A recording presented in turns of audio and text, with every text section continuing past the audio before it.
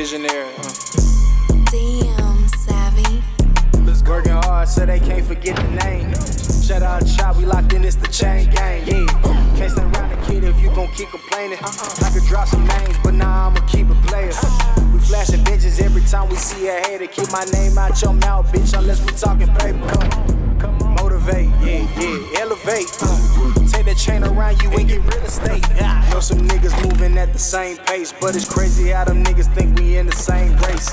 Ever told the truth and they still lie to your face? Call me as a bitch and we could tell by your bank, yeah.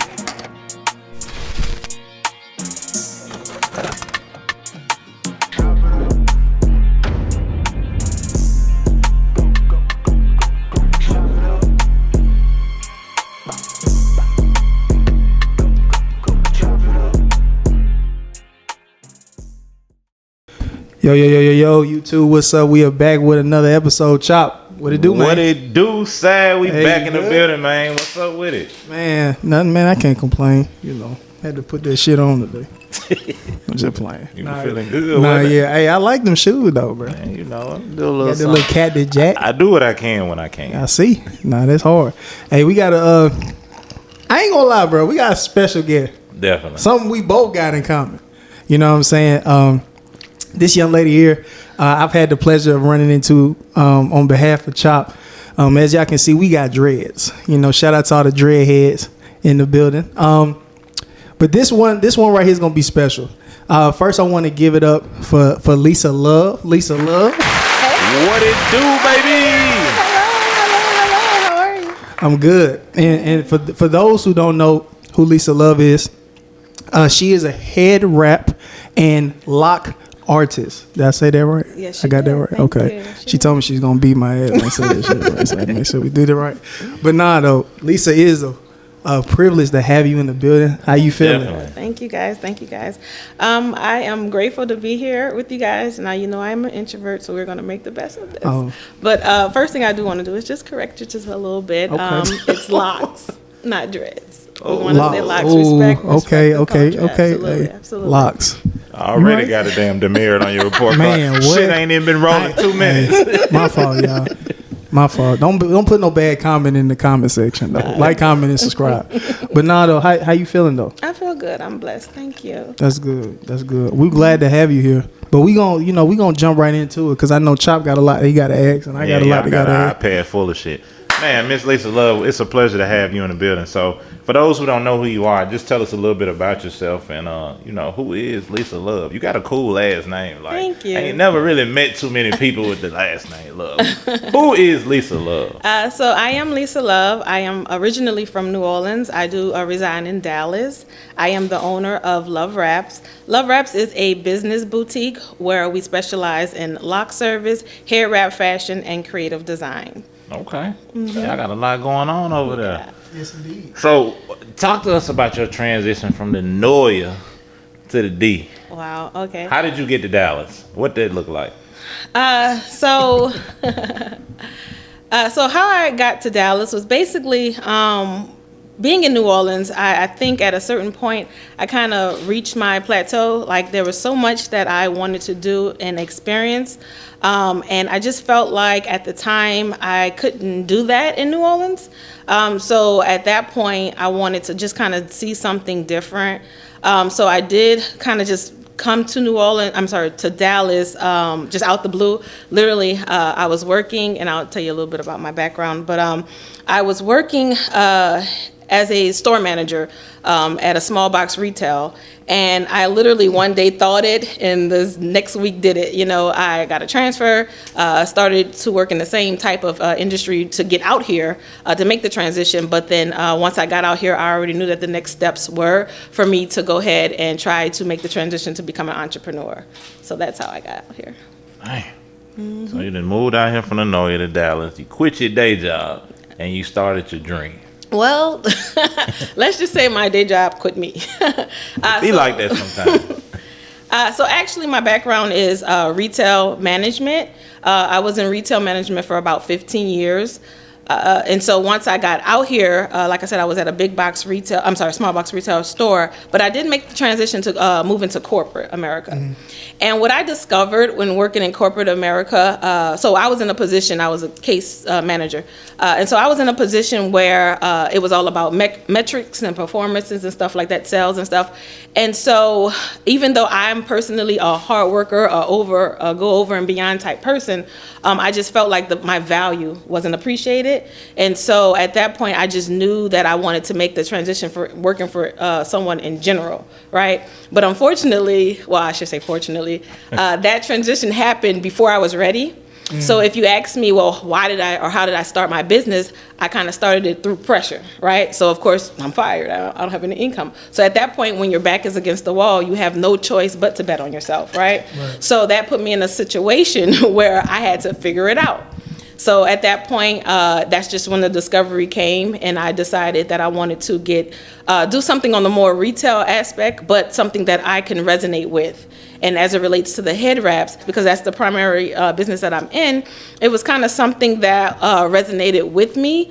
Initially, I was looking for a purpose. I was looking for something that I can have a mission behind. So as I'm doing that soul searching, what happened was I did run into some information about my culture, which is in Louisiana, where when it came to head wraps, historically, hair wraps was something to suppress women's beauty, right?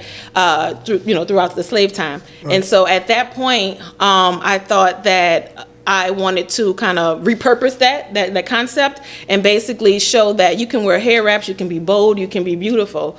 So that's kind of how I took the direction of going into hair wraps. So head wraps was the first business off the gate? Yes. Hair wraps was my first business. Okay, so you got into hair wraps. Just talk to us a little bit on like what the startup looked like for that. Like you got into it, like talk to us about when you started, what did you look like and where you are today? Okay, cool. So this is actually my 5th year in business.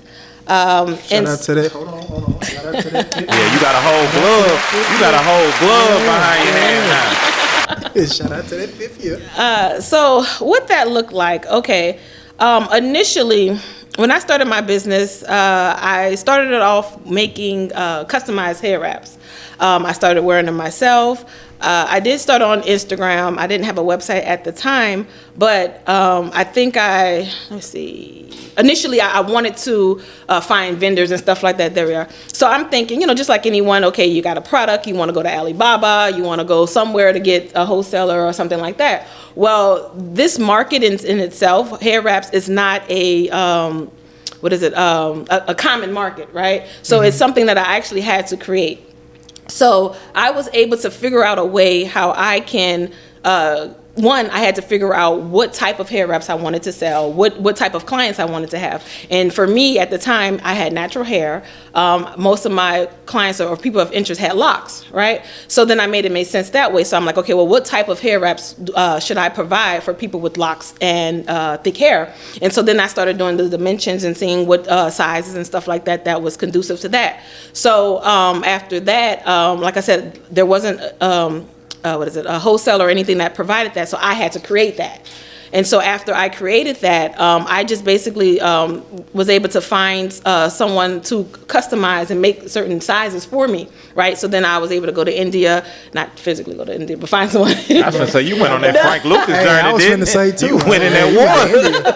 I found someone in India who can specifically make my head wrap the size that I needed for my clients. Right. And so I literally just, let me go back a little bit. When I got fired from my job, let me say this, I only had $1,500 in my bank account, right? So I had to really figure out. They ain't fire you for stealing boxes on your day out. Absolutely not. No, they did not. So I literally had $1,500 in my bank account. So I had to figure out, or had to be courageous enough to say, okay, I'm going to either spend this on a bill or some inventory, right? So, of course, I chose inventory. And so after doing that, I just knew that, okay, I can be a product of my product. I got some of my homegirls together. Look, they became my models. I just started promoting and I made it a thing. I put it into fashion and stuff like that. And I know for me, I'm a person, I guess with my energy, I'm able to attract, different people or whatever. So just anything, honestly, that I do know that people will support it or at least have interest of it. And so with that being said, I was able to just kind of put all that together together, and I was able to start, marketing and promoting my business, and I just became consistent in it, and over time it evolved and developed, and I'm here now. Man, that's dope. Nah, that's hard. Nah, so a lot of people, listening to what you said, it's amazing how far you've come from the retail job. But take us back for a second. You don't have to elaborate too in depth, but what was your first thought? Was it like, oh shit, like, what am I gonna do? Like, were you completely nervous? Did you have a good support system when that happened, even though it was unexpected? Mm-hmm. Like, obviously you didn't lay down because look at where you at, but I'm just saying, like, what was your initial mindset? Like, were you straight, grind mode, or were you like, okay, what am I gonna do? Gotcha. So for me, I'm a person who believes that God didn't bring me this far to leave me here, right? And so with that understanding, and then also understanding my background, like I come from an entrepreneur background. I've done entrepreneur functions since I was 6. My mother was an entrepreneur and my dad is, and so is my brother. And so I already knew that was my lane. I just had to be confident enough to get into it. Right. I know that I have a hard work ethic. I know that I had a system and a process, right? I just needed to implement it and just bet on myself. And so to be honest with you, I know that it is you can't get into a space where you get scared or nervous, to do so. But I honestly believe when you're doing something that you're passionate about and that you love, like everything is going to work itself out. So I definitely was fearless in what I did. But for sure, that's where that comes from. Oh, that's what's up. Yeah, that's hard. So we have the LoveWrapz, mm-hmm. right? And you're a lock artist. Mm-hmm. So you said that the LoveWrapz was first. How Correct. Did you jump into actually doing locks? Great question. So in the beauty industry, for me, I saw a need, right? Mm-hmm. There's a lot of people who are very talented in this industry, but I do know that there's opportunity for growth in the business aspect of it all, right? So I knew that in order for me to be able to touch people that can benefit off of my experience, I had to be in position. And so because I am a person who wants to have purpose or be able to serve people, I knew that I had to get into something that I knew that I can be of value to another person or whatever. And so, like I said, it goes back to everything just lining up in my life. So here I am, a business savvy person. Here I am, someone who's very creative. Here I am, someone who wants to serve people, and I also want to get in this specific industry. So what does that look like for me, right? Okay, and of course I have locks. So, and I understand what it is to have locks. So with all of that experience and understanding, for me, that's how I was able to get in the lane of doing locks. And so once I actually got into it, I at that point grew a strong love for it, because one, I saw how I was able to make people smile. I see the impact that my service have on people, and because of that in itself is the reason why I do it on a daily basis. So I definitely enjoy what I do. I definitely know you enjoy what you do, but we're not gonna speak lightly on some of the things that you've done. I've heard you've had the luxury of working with a few people a little bit above average. Now, if you can elaborate, that'd be great. Now, who all have you worked with in the lock industry? I know you've worked with a plethora of people. Poppy Collar. It's your time. So only because I'm not that person. I'm very humble, and I have worked with, I guess, what you would consider name-worthy people. But for me, the people who matter the most are the clients that I deal with on a day-to-day basis. So honestly, I take pride and I appreciate the people who I talk to, like I said, on a daily basis that are in a more professional field, that type of thing. I don't too much care to drop, names or whatever of that nature, because when people come to me, I want you to come to me because we share the same energy and vibe, not because of who I work with, Right. So, for personal reasons of that nature, I'm not going to name specifically people, but if you know, is that type of thing. So once you come into my world, once you see what I'm about, you will then see evidence of those type of people that I've worked with. And I am, grateful and fortunate to have worked with those type of people, but my focus and vision is for the people that I can talk to and reach on a daily basis. So since you don't want to name anybody, that's fine. We appreciate that. So I'm going to ask you this. How has you think your work, I'm gonna put it like this, I'm gonna say it the best way because I don't want you to name drop nobody. Let's put it like this. For you to be in that position, how did that come about? Was it just off of just consistency? Was it based off your Instagram? Was it just word of mouth? Right place, right time? Like, how did you fall into those specific names of people? So, I mean, simple. I mean, you're right. Word of mouth, reference, just being a person of greatness and knowing that you should attach yourself to greatness, right? So when someone knows that they're dealing with someone who has value, you know, and that's fit for the job, you're going to refer that person. It just makes sense. And of course, it's all about relationship building. So it is based off of who I know, you know, just being honest. It's based off of who I know, and then, you know, just me putting in the work and being consistent. Nah, that's real, man. Shout out to consistency. So let's talk a little bit about the growth of your business. So you elaborate a little bit on how LoveWrapz has grew. Just talk to us about, you know, where you plan to grow your business from now. You know, you got Wrapz, you're doing Locs, you know, you got a lot of different ventures that you've moved into. What are some things that you've grown into now? Just other avenues of business since getting into those two avenues. Okay. So for me, I think what the next phase looks like, well, one, I want to emphasize more on lock fashion. Lock fashion and as well as hair wrap fashion. So I do want to get more into doing fashion shows and things of that nature. Like I said, I'm a big advocate for lock professionals because what we probably all know is that, especially in the corporate realm, like locks is not something that is considered professional, you know, so we want to change the stigma of that. We want to, you know, be a part of the boardroom, you know, of put people. My name on the petition. You got it. We want to be a part of the boardroom, you know. We don't want to have to not, because it's funny, because I actually heard a client, matter of fact, yesterday, and he told me how he had to cut his locks. He was trying to get a position, right? And he had locks for years, and he literally had to cut his locks in order to get it. And I think he was going after this job for quite some time, and it wasn't until he cut his locks that he got it. But then, of course, now that he has his position, he's going to grow them back, right? But the fact that we have to even go through that, you know. See, they don't tell you that. They just kind of put you out there like, we're looking for these type of people. They don't really necessarily tell you that. Right. You know what I'm saying? So I think that's a good thing that y'all doing. It's definitely an avenue I want to sign my name on the list for, because I think I've attempted to grow locks. This is the 5th time. You know what I'm saying? But every time I cut them, it's like, damn, I'm trying to move. It's been 5 times? 5 times. It was 3. It was 3 before I met you.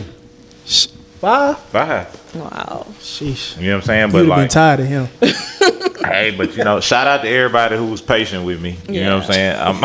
I'm at that point now where I'm gonna stick with it. But yeah, it's definitely you know, a different avenue. You know what I'm saying? So for you to try and conquer that space, that's a big thing. Yeah. You know what I'm saying? So that's definitely dope. I'm not gonna lie though, to her point, with the fashion aspect of it, you really don't see a lot of that going on. Like let me say it like this. I think that in my head there's a difference between dreads and locks. I know that sounds crazy. Okay. But locks, I feel like in my head I look at locks like upkeep, like taken care of. And you got dreads that's just out there. Like they're just wild, not really, you know, taken care of, groomed is probably the best way to say it. I know I sound crazy when I say that. In your opinion, you may be like, it's the same thing. But in my head, I look at it differently. Tomato. Well, here's it's the same. But I guess like what I'm saying is that a lot of people, like in certain areas, they don't normally, their culture or how they was raised, they don't really care for it as well as some cultures do. Like some people really treat their hair with a lot more care, and some people just kind of just like have it in their face. Some people put it in designs and styles. Like I'm one of those people, like when I got dreads, I wanted to make sure that got locks.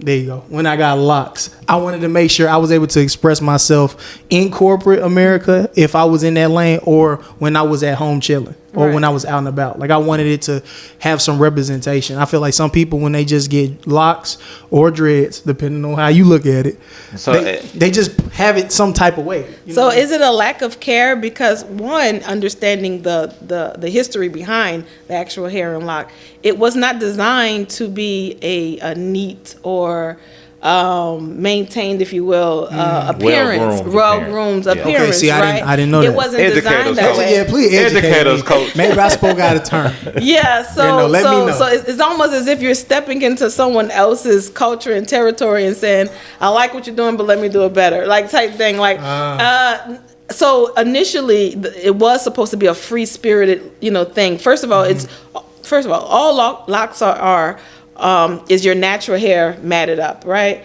And so it's supposed to be a low maintenance, if you will, expression. And so when we get into the space of now we're styling it, we're doing those type of things. To be honest with you, you're going more in the direction of it being unhealthy, because one, you're putting tension on it, you're putting product on it, you're touching it on a daily basis, So if you're looking at it from that perspective, then you might say that because over time, I mean, if you're putting that much tension on your hair, then it will start to shift. But for locks, it was more of, like I said, a cultural thing, an expression thing. It's interesting because I hear these conversations all the time, and it's funny because, like I said, you're stepping into a territory or a culture, if you will, that, again, it was designed for the, how can I say, it was more of an expression, so yeah. Okay. Yeah, I mean, I don't know. So is there a difference between dreads and locks? I think that's terminology. So to that, usually when people say dread, they're talking about dreaded hair, like hair that's that doesn't look right? That looks nasty, that type of thing. So when you say the word dread, for most people who say locks, that's kind of what you're saying, And it does have to some people it has a negative connotation to say dreads. It's preferred to say locks because all it is locked up, lock matted hair. Mm-hmm. So yeah, the preference is locks. Gotcha. Yeah. Okay. All right, so I know you have other businesses. You got Heart to Heart. Talk to us about Heart to Heart. Okay, so my Heart to Heart, yes, that's my secondary business. That's more of my brand management company. There I do graphic designs, websites. I help people with starting their businesses as well, and then also just helping them with just the brand development. So in my past life, I was a PR. I know in my past life. In your past life, what you look like, Coach? But one thing I used to do in the music industry was I was a PR. And so that was my Heart to Heart management company as well. I enjoyed doing that. I think for me, where I lost the love for that was the fact that, like I said, I am a hard worker and that I would put a lot of time and effort into that industry. And I just wasn't really that fulfilled. But as it relates to me doing the work, I enjoyed doing it. But it was something that I wasn't really too fulfilled in doing. How long were you in that industry? That industry probably 3 to 5 years. Yeah, so I think I started that. Everything. Yeah, I started that. I think when I was like 18 or so. Dang, 18? Yeah. Oh, you jumped in early. Yeah. Not hard. 2 Chainz said by 21 he was a savage.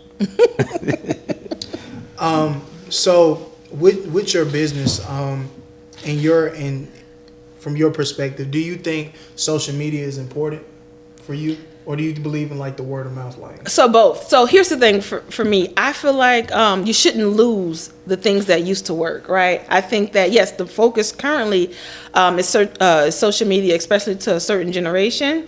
But other things still work, especially word of mouth, And I've found oftentimes where I get more of my clients through word of mouth and referrals. I operate on social media, don't get me wrong, but more importantly, the word of mouth, the good service, quality service, those are the things that truly work best. Mm-hmm. So this is what I want to hop into. I want to know, have you ever had to fire a client? Oh, that's good. We've had two people in the cosmetology industry in here, and both of them. No, we've had three. And all 3 of them have had to fire a client. I didn't know this was the thing. Some fired a client right before they got on the show. I don't think I ever had to fire a client. I'm really thinking. I think maybe a client quit. But nah. A client quit? I'm just saying for reference to that. Nah, but I don't think I ever had to fire a client, mainly because I think I set the expectation up front. And so I think what happens is the people who feel they are for me or we're for each other, we work out well. And I think, those who discover that, they may not be for me, or I may not be for them, they may fall off. But for the most part, I never had an encounter as of right now. Now, I've only been doing locks for 3 years now. So I can honestly say I have yet to have to fire a client, but maybe reiterate some things, reiterate some processes, of course, but never not fire one. No. I'm glad to be employed. Where we at? So, when doing locks, have you ever came across a client that wanted you to kind of do something that was something you've never done before, and it was like a challenge? Oh, absolutely. Like I said, I've only been doing locks for 3 years. So absolutely, I'm always challenged, and I prefer it. I prefer to be challenged. I want you to tell me when I've done something wrong, and to that point, that's why oftentimes I set up my time for those type of things, because there's going to be situations where you may provide a service for someone, and they may not like it. At the end of the day, they ain't gonna like it. But then I have that time available for us to correct any things, because there may be a vision that I had that you may not have had, and so we just have to do some corrections. But yeah, so I've definitely been challenged before. I prefer it, like I said, and we work it out. Nigga come in and say, "Let me get the sway." You talking about sway in the morning, sway? Yeah. Oh yeah.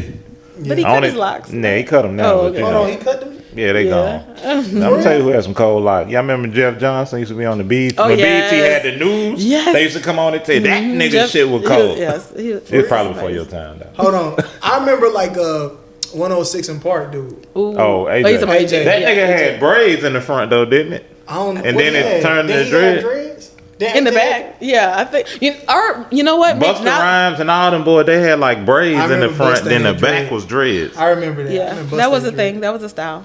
Yeah. I was wondering how them niggas kept changing that shit up. Hey, no disrespect. Shout out to T.I. But what y'all think about T.I. getting dread? I'm gonna drink on that one. I was shocked. I was just shocked. I didn't think that was his lane. I didn't. This is no. Hey, Tip. I fuck with you though. I ain't think you could grow hair. You were getting the fade so low. You know? I see what you're saying. Well, we'll put it like this: we didn't know he could do it. He was gonna do another style such as locks. Yeah. I could see him with an afro or something because he did Normally, movies. when I didn't niggas think Locks have a was in- ball fade that low, it's it's usually over that's with. over with. He been doing it for years though. That's what I'm saying. I didn't. I ain't know. Nah.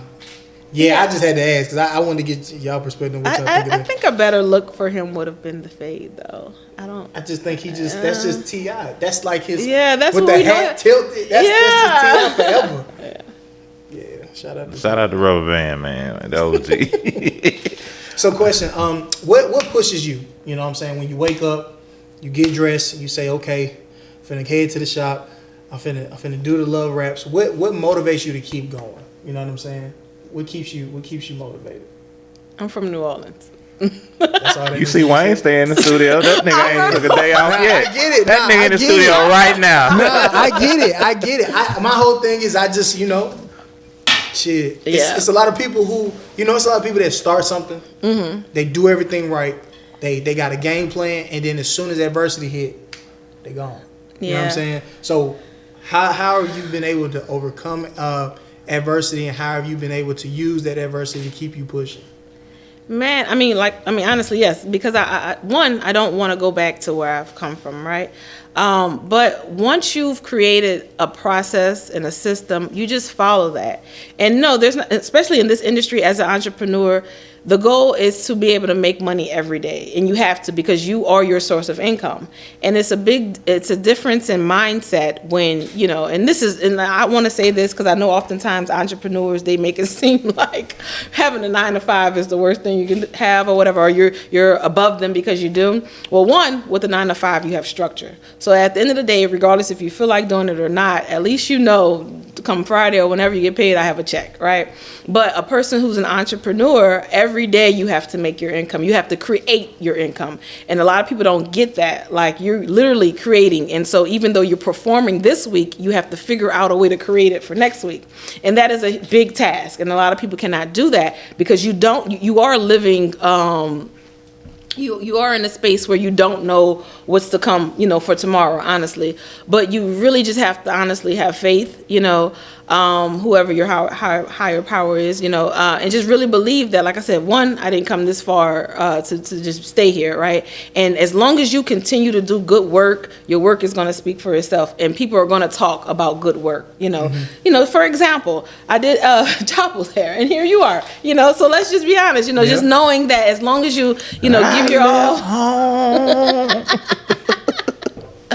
Word of mouth. Yeah, absolutely. So all you can do is don't focus on the dollar. I'll say that. Don't focus on making money. Honestly, focus on doing your best and start there. And I guarantee you, if you focus on doing your best every time, even when you don't feel like it, the integrity piece of it all, yeah, you're going to be successful. That is definitely a true statement. So let me tell you how you got Sav. That nigga said, "Hey, dog, who do your hair, man?" It shit was crazy, man. I ain't commenting on shit. But go ahead, you take. I ain't gonna tell the whole story, man. I'm just gonna say it's a true statement. It's a true statement when you do your best work. Yeah. I've had a lot of people ask me, you know what I'm saying, you. who do your hair and stuff like that. So I'm big on parts. So yes, you are. Yes, You know what I'm saying? If you know me, I'm big on parts. I got to see it. I need you to part the Red Sea in my head. You feel me? I need to know what's going on. And once I saw how part of his head was, I asked it was him to just shoot random as hell. I said, We was shooting the show. He was like, "Hey, dog, nigga, all up in my shit." He's like, "What do your head, man?" I said shoot the contact. Shoot the contact card because I need that. Thank you ASAP. guys. Thank you. So let's talk about, you made all this possible. I know you a one-man show, but I know you work with a lot of people. Mm-hmm. You have a team. Talk to us about your team, who you work with daily, some people you collaborate with, things you got in process. Do you work with anybody? Are you just Batman, or you Batman and Superman and Wonder Woman? So from an operational standpoint, it is a one-man army, I guess you can say. But I do have support systems in different areas. I have a lot of other people who I can kind of bounce ideas off of and stuff of that nature. People who do contract work for me. So I do work with other people as it relates to the development of the business. But the day-to-day operation is mostly me. Yeah. So like I said, I have an online customer service person. That's probably the only, person, if you will, that I have. But yeah, it's me. But that is something that I also want to promote, and not necessarily promote, but just show people that you can do. So if you look at the structure of my business, I actually have 3 different entities, right? So I look at it as like a department store, right? You have LoveWrapz, and then you have the department stores, being the professional locks, the hair wraps, and then the graphic designs. And so you have to basically have managers for all of those departments. So I am, that, and then I also am the workers in all those departments. So there is a strategic way that I move, that I can manage all of those departments, but you have to be a person who is very detailed about your time and allocating the appropriate time to each individual project. So what that looks like for me is I create task lists for each department, and I literally just check it off. I allocate some time to each thing, and on a daily basis, I attempt to get those things done. Now, am I successful every day? No, but I have more wins than losses in that area. But I think that's the easiest way to kind of manage it, so that you just kind of could just flow through the process every day, because everything has to get done. I tell people when we start these small businesses, you have to understand from the customer's perspective that they, at the end of the day, they see a business. You said you were a business, you're a business. So they don't want to hear that, oh, I couldn't do a function or something in my business because I had to go pick up my child, or I had to go get my car fixed. They're looking at you as a business. So you took on the role to be a small business, but the operational aspect of business does not stop because of that. So when you sign up to be an entrepreneur, you have to ask yourself, am I willing to go over and beyond to do all of the, if it's just me, right? Am I willing to go over and beyond to do all of the functions that it takes to run a business? Because these things still have to happen in order for your business to be successful. Right. So you have to be your own accountant, you have to be your own marketing team, your staff, all of those things, right? And it just has to happen. So yeah, you have to figure that part out. Nah, that's facts. I went, when I first moved to Dallas, I don't even know what the girl name is. I booked an appointment just trying to find somebody to, figure it out with my head. And I showed up on time. I left my lunch break at work, all right? Had a lot of shit going. And when I got there, the girl wasn't there. She was at some shop. It was a whole bunch of people there. And I'm sitting here calling the girl. I was like, all right, I'm giving 15 minutes. 30 minutes had went by. I'm like, all right, shit, I got to be back to work in 30 minutes. So I hit the girl up. She was like, shit, yeah, I'm at the airport. I'm like, the fuck you doing at the airport? She was like, oh, I had to drop my kids off. And I'm like, the fuck this got to do with me? You said you was going to be here at 1:30 on this app, confirmed it. I done paid a deposit. You know, it was just crazy. Yeah. And see, to that point, and that's what I say, like I said, there's a lot of talent in this business. But I do understand that, first of all, the beauty industry, especially barbers, initially it wasn't looked at as a business. It was kind of a hustle, you know? And so I think the people who got into it only really had the talent. You have that mindset that I work for myself. And I hear this often, you need me, I don't need you type, mindset, and we just have to change that perspective when it comes to this particular industry. We definitely have to operate like a business. Now, oftentimes we compare our business to the doctor's office, right? So the conversation usually is, okay, well, you go to the doctor's office, and even though your appointment was at 9 a.m. at the doctor's office, you may not see the doctor until 9:30, or something like that. And to a certain degree, that is correct, and that does make sense, but you still have to be conscious of other people's time. So in order to do that, I think that we need to do a better job at, for us, scheduling our appointments, right? So let's say, for instance, if it takes you let's say an hour to do a service, did you really put in enough time, for wiggle room for certain things to happen? So I would say, okay, well, actually it's gonna take me an hour and 30 minutes. So when that client books their time with me and they see that they booked an hour and 30 minutes, for you, don't book your next, whatever it is in your life, 30 minutes within the time period that I told you, because at that point you're making it unfair to me, because now you want to rush me because you thought that it only should have took me, a certain type of time. But my point is, the time that we have on our books, when people book our service, that's the time we should try to, work within. It is the goal, right? And again, there's so many one-offs to that, but I think on both ends we should all be flexible, especially in the service industry, because understanding too that hair is an art. And so, yes, I can get it right the first time, but there may be cases where I don't, so what do we do about time at that point? Or I may do something that you asked and you may say, okay, well, nah, I really don't want that. So what do we do about time with that? You see what I'm saying? So we do have to be flexible on both ends, in this particular industry.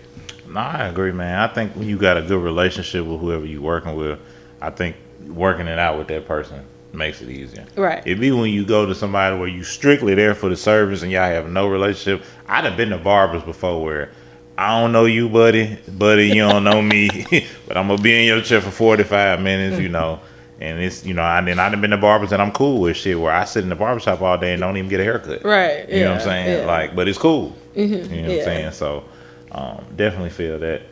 How do you feel about or let me put it like this: have you ever been approached to possibly teach a class on Locs? Yeah. Education and actually doing it. Yeah, and that's actually something I want to get into. Mainly beauty business is what I want to get into. But yes, to teach a class on Locs and service in general, that is something that I'm interested in doing. Mm-hmm. And I've had people shadow me, as of recently, learning, especially like the wigs. The wigs are a new thing that a lot of people are trying to get into. Now with that, I do have my own technique. I'm not saying that I have the best technique, but I do have my own technique that I've noticed a lot of people are interested in learning. So at that point, yeah, I will try to open up that opportunity for myself. So what do you think separates you from everybody else in the market? Love. Simple. But when you mean love, what do you mean by that? It's the love that I have for anything that I do. It's the love that I have for people. And I know this is going to sound funny, but I'm an introvert, right? I am not a people's person, if that makes sense. That's a goddamn lie. Hold on, I'm not a people's person, but I love to serve, if that makes sense. So I can come into a space, I can serve my purpose and then leave. I'm not a person that needs to just be around people. I guess I don't know why I'm like that. And I said it to say, so when I come, trying to be impactful. And so I love what I do. I love people. I love to serve people, rather. And I do love people, but I love to serve people, and I think because I do it from a genuine place, that kind of sets me aside apart from people who just do it for the money. Because I know you get into the industry and you say, okay, well, y'all can make 6 figures, working in this particular industry. And yes, you can. You definitely can. Like I said, I figured out a way to reach that within myself within 3 years. But at the same time, it is only because I love what I do. Because one thing I stand on, I will not do anything that I don't enjoy doing.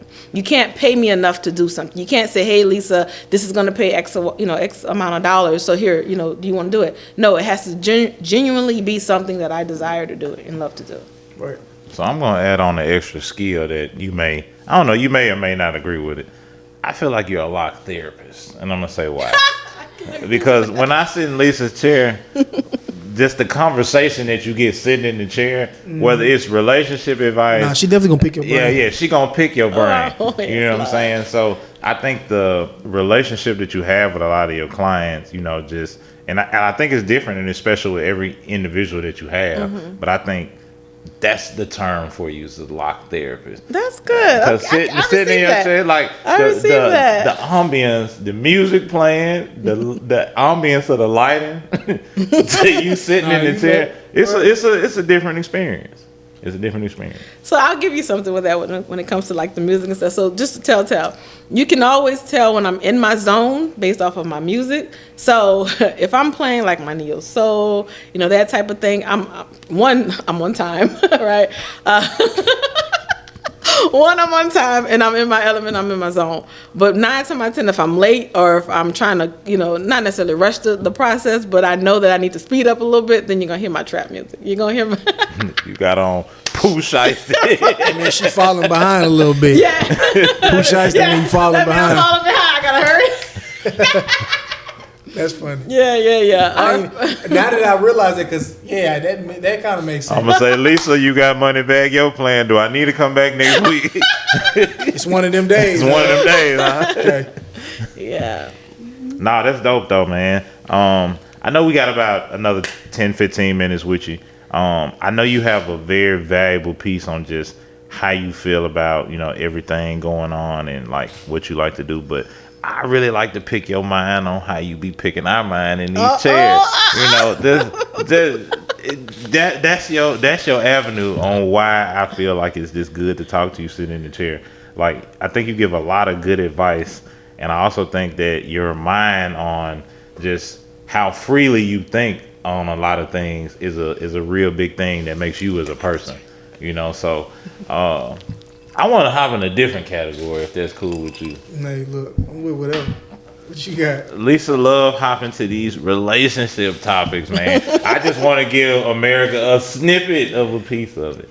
A snippet of a piece of it. Oh, gosh. Nah, but I feel like what I want you to elaborate on a little bit is just when your client's sitting in your chair, like how do you distinguish like who you feel comfortable picking their brain with and who you don't feel comfortable picking their brain with? Like, for instance, when I met you, it was like, hey, how you doing? I'm Lisa. I can do your hair. If you need anything, let me know. Then till you get to the point where we are able to elaborate on a lot of different things to where I feel like now I consider you a friend, a close person. Like, how do you build that level of comfort with your clients just over time that you've had? So for me, and this may be me coming from New Orleans, I guess. Me personally, I don't meet a stranger, right? So I'm very comfortable with making people comfortable.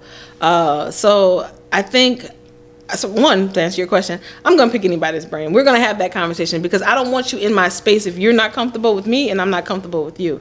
Now, I do understand that there's levels to the conversation, and I don't want to ask or have a conversation about anything that would make you uncomfortable. But usually when we're speaking about, general topics or things that we can just kind of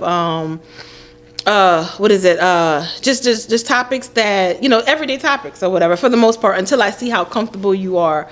But I am big on relationship topics, and not necessarily just romantic relationships, but I am about relationships in general. I think that's one thing that we struggle with as people, especially Black people, and is how to properly do relationships with each other, right? And so I do make it a point, especially because I do have my clients are predominantly men, right? And so I do make make it a point to have these healthy conversations with men, to give them a woman's perspective, not a perspective from a woman who is, scorned and bitter and stuff like that. But I do give a more, I guess, sister, homegirl type approach to conversations, right? But I want to at least give them an opportunity to speak to a woman who they can learn something from a woman's perspective, because I hear, of course, by me working in the barbershop, I hear a lot of male perspectives, right? And I just want to balance those perspectives. Now, I will say this, what has helped me being a woman, I have been able to see things from a male perspective. So now I can go back to my sister tribe and be like, okay, sis, this is why these men do this. Let me tell y'all this. Let me tell y'all this, sis. Come on. Well, they do some good shit, man. I'm already knowing. So it's definitely it's helpful. It's healthy for us to have these conversations. So yes, I'm always about, picking people's brain, hearing other people's perspective, because I'm also a person who I currently may have my own perspective of certain things, but I am open to, the perspective of others. So we definitely have those conversations. And to your question, I don't care who you are. We're going to talk. I don't care who you is. Bro, the conversation was so good in the chair one day, my head was done. I was just like, well, shit. You want to finish the conversation? Yeah, definitely. Yeah, absolutely. My bad. No. We definitely have some great conversations, and I have coworkers around me. I mean, when we get in a good conversation, they come into my room. Motherfucker be peeking in the door. They got a whole head in the chair. Hey man, what y'all was talking about a minute ago? Facts. I ain't seen it. Yeah. I ain't gonna lie. So I've been wanting to ask this question, and it may stir some shit up, but it's all good. Have you ever? Oh, Lord. Have you ever just had like a new client and they came in your chair and you was like, I see why you came to me? Oh, absolutely. Be like, I would have did that differently. I don't know why they did you like that. Just like if a barber messed up somebody's hairline and then the fucked up hairline go to a new barber, they could try to fix it. Have you ever just seen somebody's shit and be like, who did that? I have, but I understand that. It could have been for various reasons why your hair looks like that. But it doesn't matter where you've been; it's where you are now. So you say it's safe. You're safe now. You're safe. Yeah. I think I heard that in the song somewhere. Nah, it do sound familiar, don't it? Yeah, absolutely. Nah, that's what's up, man. Well, I know we're running short on time, Miss LisaLove. We like to give you the opportunity to shout out your social media hashtags if you can let the viewers know where they can find you at. Yes, so you can find me on Instagram and Facebook, and my website at LoveWrapz. That's Wrapz with a Z. Website is LoveWrapz.com.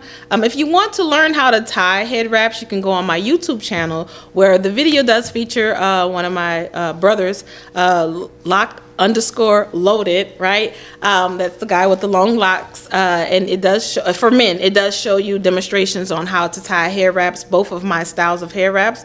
I have over 9 collections of different head wraps. My hair wraps start at $25, and right now we have a sale. They're buy two, get one free. If you want to go to my Instagram page, you can also see tutorials of myself as well as some of my other models. And I want to shout out, first of all, let's go back. I do want to shout out everybody. My models, my family, really. I call them models, but they are my family first. These people have been with me since day one, supporting my brand, making my brand look great. I know you've seen a lot of handsome men in head wraps, and I definitely appreciate their support in my business. Most of them, and I was very strategic on the people that I selected, because most of them are also entrepreneurs, and I wanted to, be able to, when I grow, basically I want them to grow, right? I wanted to have a platform for that. So I definitely appreciate their love and support through all these years. Like I said, I've been here for 5 years, and hopefully I can see 5 more years with this. I want to take the head wrap brand to a higher level. I want to incorporate it more into fashion. I want people to really spread the love. That's something that I'm really big on. My hair wraps is a representation of love. Yeah, that's what it is. Yeah, I'm more like a gang. When I see famous barbershop and everybody there. I'm sorry. Oh my God. Wait. Let me go back again. I do. And I did not. And I'm so sorry. Wait, I'm sorry. I definitely have to shout out Famous the Barbershop, because let me say this. I literally started my business in front of Famous the Barbershop. I had a 6-foot table. Wayne, I never forget, in November, it was Thanksgiving, matter of fact, he had a pop-up shop. And he allowed me to come sell my hair wraps on the table in front of his shop. And basically, I've been there ever since. So I transitioned actually from selling hair wraps in front of his shop into actually selling it, at one of the stations. And then I started evolving to the hair wraps, just to kind of give you a background on that. So that was something, like, if he never gave me that opportunity, I probably wouldn't be here right now. Because my shop does reside in his shop, which is Famous the Barbershop. Mm-hmm. So again, so you guys know, LoveWrapz is actually in Famous the Barbershop, Famous Salon Suites.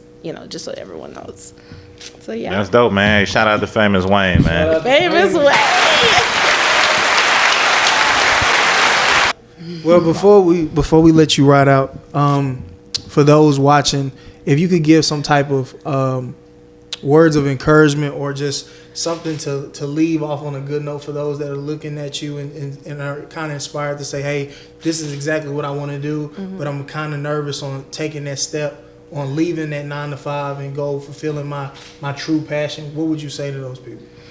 So I have a couple of things I want to say to that and to something else. One, if you desire to leave your 9 to 5, definitely step into something that you love to do. I know this sounds cliche coming from me, but I'm serious. I literally started my business because of that. It is called LoveWrapz because everything that's wrapped up in my business is what I love to do. You see what I'm saying? So that's really the heart of LoveWrapz, to be honest with you. So I encourage you to find what you love to do. That's very important. Don't do it for the money. Don't do it because other people are doing it. I could have sold hair. I could have sold weed, lashes, makeup, just like the next person, right? But I knew that I had to attach myself to something that resonated with me, something that I can do even if I didn't make $1 doing it. Right now, actually, probably after this, knowing me, after this interview, I'm probably going to go to the shop and go organize my hair wraps, something like that, because I enjoy doing that, right? So I would first say that stick to something that you enjoy and you love to do and just continue doing it, because when you become an expert at that thing, you're gonna attract people, because there's some, especially if you're doing something of service and of purpose, if you're filling a void, right? There are people who are going to see that and want your service. So definitely do that. And then for the women entrepreneurs who are in a male dominant industry, it is very important that you make sure that you stay respected in this industry, because too often you can get here and there's a lot of, what can I say? There's a lot of people that may try to take advantage of you being a woman, right? And so you definitely have to earn your respect. Unfortunately, you got to earn it, but you have to earn your respect and stand on your principles, stand on what you believe in. And if it doesn't align with what you got going on, don't do it. And so I strongly suggest that as a woman entrepreneur, just really keep yourself focused, and don't get distracted by little things or whatever, but just, like I said, more importantly, stand on your principles. So yeah. Stand on all 10. I like that. Man, well, it seems like we got a lot of good information from you, Miss LisaLove. We definitely appreciate you joining us today on the Chop It Up podcast. Justin, go on, take us out of First here, of all, man. let's give a round of applause again for LisaLove. Yes, indeed. For one more time, shout out to your Instagram one more time. So that's LoveWrapz with the Z. With a Z, don't forget. So that's LoveWrapz. All right. Well, Chop. Hey, and another one. So everyone, thank you for tuning in to the podcast today, man. We greatly appreciate it. Don't forget to like, comment, and subscribe. Follow the Instagram page. Follow LisaLove and LoveWrapz. Follow everything that we got going on, because we going up, man. It's up. All right, and we out. We out, baby.